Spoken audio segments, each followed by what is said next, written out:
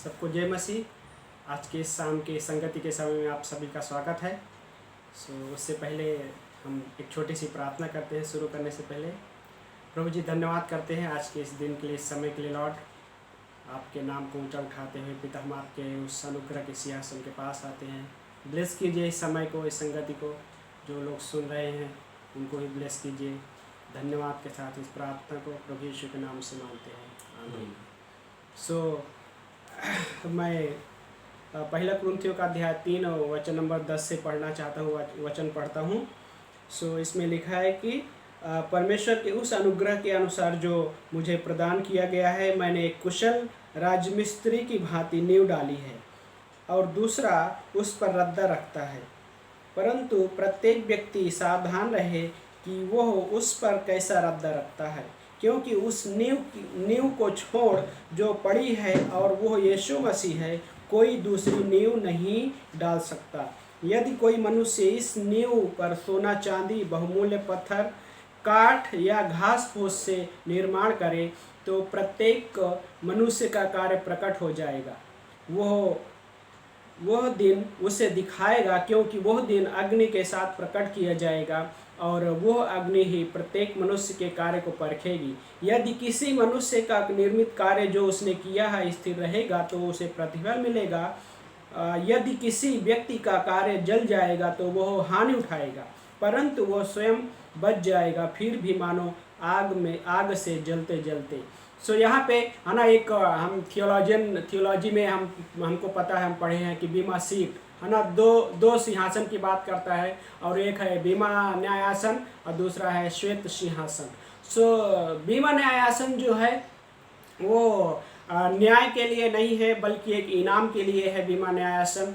लेकिन ये जो पंक्ति हम पढ़े हैं कि बीमा न्यायासन से रिलेटेड है, और क्योंकि वहाँ पे हर एक विश्वासी का काम प्रकट हो जाएगा। लेकिन उससे पहले एक हिस्सा है कि गॉड ने अनुग्रह से शुरुआत किया, और अनुग्रह उसके इवन उस अंत समय में भी अनुग्रह दिखाई देता है, क्योंकि जब उस इनाम के समय एक विश्वासी या हो सकता है कि वो अपने लाइफ को किस तरह से जिया है ना, और उसी के अनुसार वो इनाम रहेगा।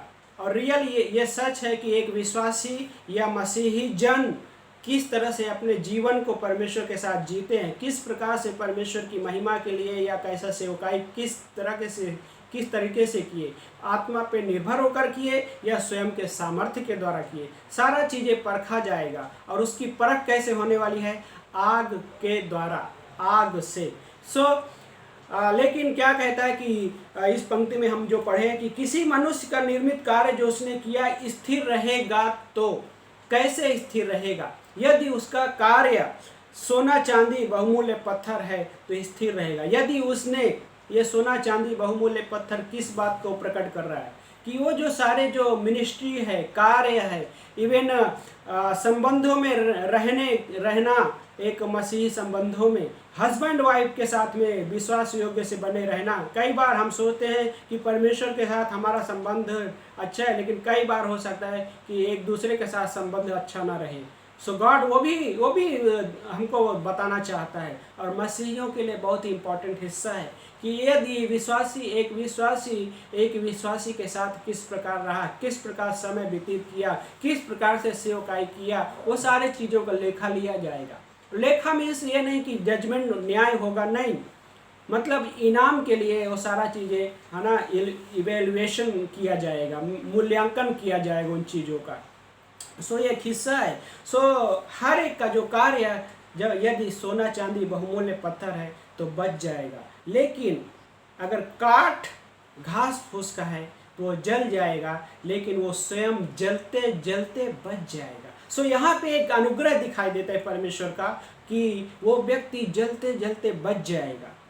दिस इज ग्रेस, है ना, ये ग्रेस है, वो ग्रेस है जो ग्रेस नेवर एंड, है ना। हम कई बार सोच सकते हैं कि परमेश्वर का अनुग्रह खत्म हो जाता है, समाप्त हो जाता है, रुक जाता है। नहीं, परमेश्वर का अनुग्रह कभी, उसका अनुग्रह का एंड नहीं होता है, हमेशा कंटिन्यूशन उस अनुग्रह में है। क्योंकि गॉड ने जब कहा कि आओ हम मनुष्य को अपने स्वरूप में बनाएं, वहाँ पे परमेश्वर का अनुग्रह था। जब गॉड ने आदम को बनाया वहाँ पे परमेश्वर का अनुग्रह था, जब आदम गिरा पाप में तो भी परमेश्वर का वहाँ पे अनुग्रह था। और इस अनुग्रह दिखाई देता है कि परमेश्वर वहाँ पे आया और परमेश्वर उससे बातें किया। और वो क्या है, क्या आदम को गॉड ने कहा आदम आदम कहाँ हो, है ना, उसमें अनुग्रह दिखाई देता है। देन आदम बोलने के बावजूद भी बोला कि मैं डर गया, मैंने फल खाया, उसने कहा कि मैंने डर गया, मैं शर्म आई मुझे, और क्योंकि मैं नंगा था। उसके बावजूद भी आदम को गॉड ने क्या बोला, क्या तूने फल खाया है ना। वहाँ पे भी एक अनुग्रह दिखाई देता है। सो ये जो अनुग्रह है वो अनुग्रह का एंड नहीं हो रहा, कहीं स्टॉप नहीं हो रहा है अनुग्रह। परमेश्वर के इतिहास में, परमेश्वर के माइंड में अनुग्रह कभी स्टॉप नहीं होता है। हम कितने भी गिर जाएं, हम कैसे भी लेकिन एक बात है कि हमारे लिए यदि हम इस समय परमेश्वर के साथ किस तरह से जी रहे हैं, उन सारे चीज़ों को मूल्यांकन किया जाएगा। सो सवाल ये उठता है कि हम किस तरह से लाइफ को व्यतीत कर रहे हैं परमेश्वर के राज्य के लिए, परमेश्वर की महिमा के लिए, क्योंकि उस हिसाब से इनाम होगा बीमा न्यायासन पे, है ना। सो एक अद्भुत हिस्सा है जो शमूएल का, यदि आप स्टोरी पढ़े हैं तो अद्भुत हिस्सा है पहला शमूएल का अध्याय 3 में। सो पहला शमूएल अध्याय 3 में एली का स्टोरी है ना। शमूएल बालक है और मंदिर में है और परमेश्वर 3 बार उसे आवाज़ देता है शमूएल शमूएल करके। लेकिन तीसरे अध्याय का वचन नंबर 9वीं पंक्ति से पढ़ता हूँ, वहाँ पे बोलता है कि इसलिए एली ने शमूएल से कहा जा लेट जा। ये तीसरी बार जब गॉड उससे बातें करेगा वो हिस्सा है।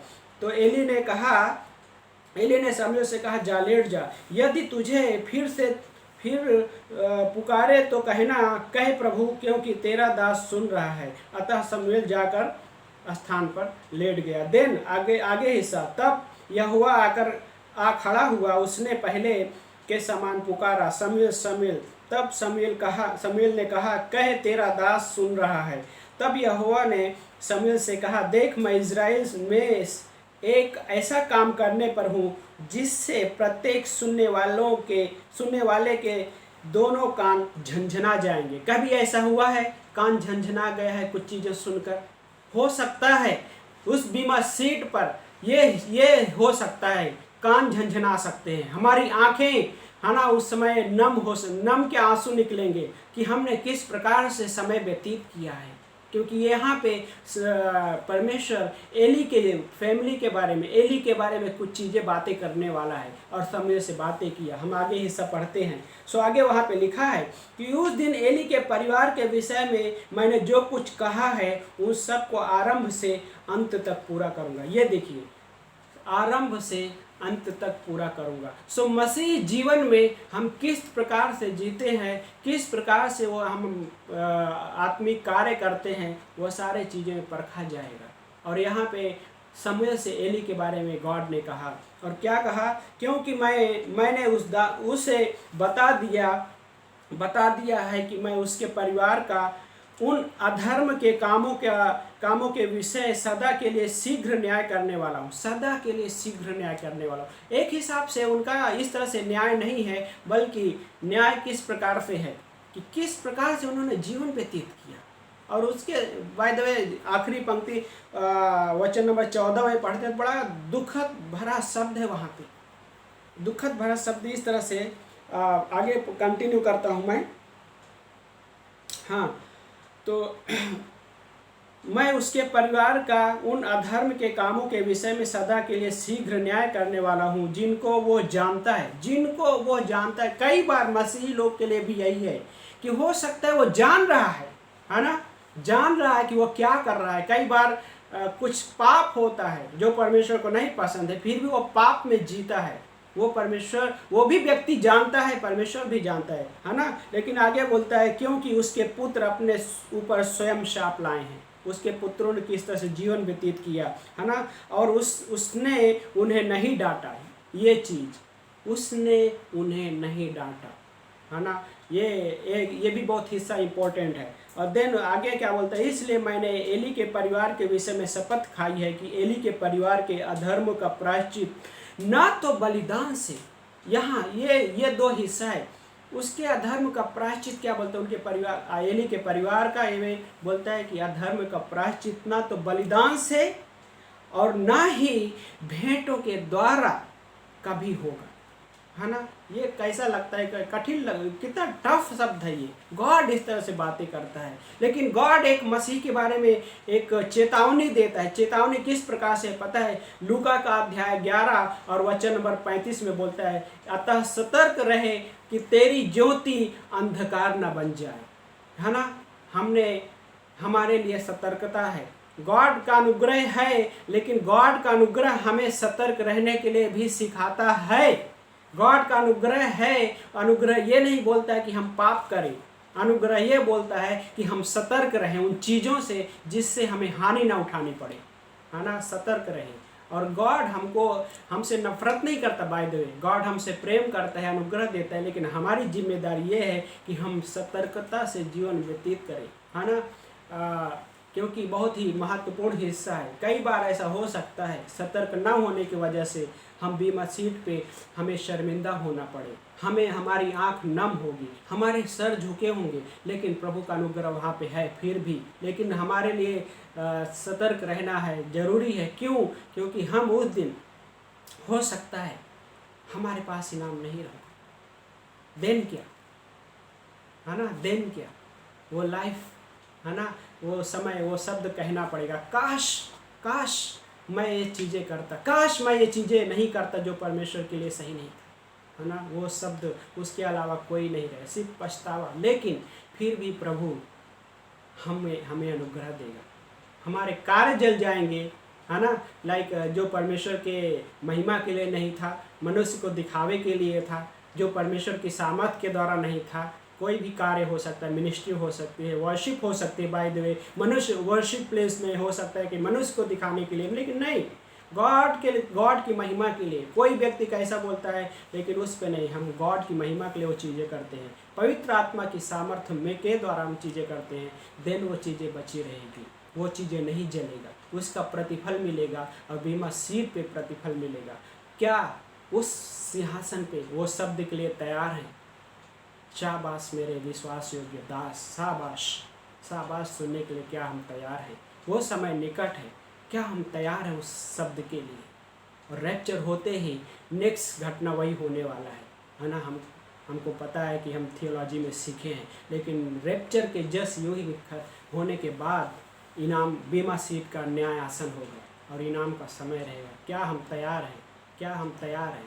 और ये एक हिसाब से कोरोना वायरस का जो महामारी, लॉकडाउन का ये चीज़ें हमारे लिए तैयारी का एक हमें चेतावनी दे रहा है। चीज़ें कई बार संसार भी हमको चेतावनी देता है इन सारी चीज़ों में, है ना। लेकिन हमारे लिए प्रभु है, हमें उस चीज़ों को पकड़ के आगे बढ़ना है, पीछे नहीं, है ना, पीछे नहीं हटना है, क्योंकि यीशु मसीह हमारे लिए अनुग्रह रखा है और हमारे लिए इनाम भी रखा है। हमारे लिए वो चीज़ें आज भी मदद करना चाहता है कि हम उसके सामर्थ्य के द्वारा वो चीज़ें करें। सेवकाई और एक कार्य, इवन छोटा सा कार्य क्यों ना हो, हमें वो अनुग्रह देना जानता है। आमीन।